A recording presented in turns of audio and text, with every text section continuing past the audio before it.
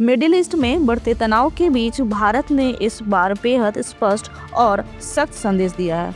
Iran की ओर से खाड़ी देशों और जॉर्डन पर किए गए हमलों को लेकर अब भारत खुलकर अंतर्राष्ट्रीय मंच पर सामने आया है। संयुक्त राष्ट्र सुरक्षा परिषद में भारत ने उन देशों के साथ मिलकर एक अहम प्रस्ताव का समर्थन किया है, जिसमें ईरान के हमलों की कड़ी निंदा की गई है और तुरंत उन्हें रोकने की मांग की गई है। बुधवार को संयुक्त राष्ट्र सुरक्षा परिषद में इस प्रस्ताव पर मतदान हुआ। 15 सदस्यीय परिषद में से 13 देशों ने इसके पक्ष में वोट दिया, जिसके बाद यह प्रस्ताव पारित हो गया। हालांकि चीन और रूस ने मतदान में हिस्सा नहीं लिया और दूरी बनाए रखी। इस प्रस्ताव की खास बात यह रही, भारत केवल समर्थक ही नहीं रहा बल्कि सह प्रायोजक यानी को स्पॉन्सर के रूप में भी इसमें शामिल हुआ। दरअसल यह प्रस्ताव बहरीन की अगुवाई में लाया गया था और इसे भारत समेत कुल 135 देशों का समर्थन मिला। प्रस्ताव में साफ तौर पर कहा गया है कि ईरान को तुरंत खाड़ी सहयोग परिषद यानी जीसीसी देशों और जॉर्डन पर हो रहे सभी हमलों को बंद करना होगा। साथ ही इन कार्रवाइयों को अंतर्राष्ट्रीय कानूनों का उल्लंघन और वैश्विक शांति के लिए खतरा बताया गया। प्रस्ताव में ईरान को यह भी चेतावनी दी गई है कि वह अपने पड़ोसी देशों को धमकाने या उकसाने वाली गतिविधियों को तुरंत बंद करे।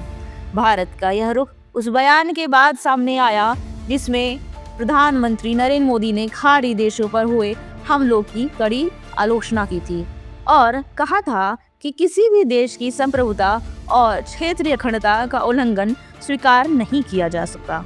इस प्रस्ताव में दुनिया के सबसे अहम समुद्री मार्गों में से एक स्ट्रेट ऑफ हार्मूज को लेकर भी चिंता जताई गई है।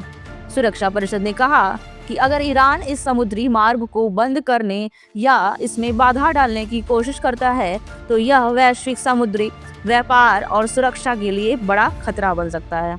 इसके अलावा बाब अल-मंदेब जलडमरू मध्य की सुरक्षा को लेकर भी चिंता व्यक्त की गई है। परिषद ने यह भी कहा कि हालिया हमलों में रिहायशी इलाकों को निशाना बनाया गया, जिससे आम नागरिकों की जान गई और कई इमारतें क्षतिग्रस्त हुईं। सुरक्षा परिषद ने इन हमलों की कड़ी निंदा करते हुए प्रभावित देशों और वहां के लोगों के साथ एकजुटता जताई। इन सब के बीच रूस ने एक अलग प्रस्ताव पेश किया जिसमें केवल युद्ध रोकने की अपील की गई थी, लेकिन उसमें किसी भी देश का नाम नहीं लिया गया था।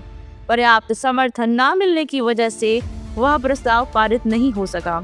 कुल मिलाकर मिडिल ईस्ट में बढ़ते संघर्ष के बीच भारत का यह कदम काफी महत्वपूर्ण माना जा रहा।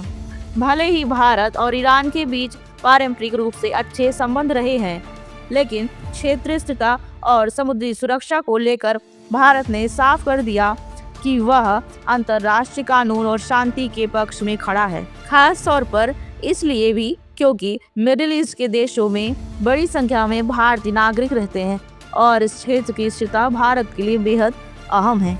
नमस्कार।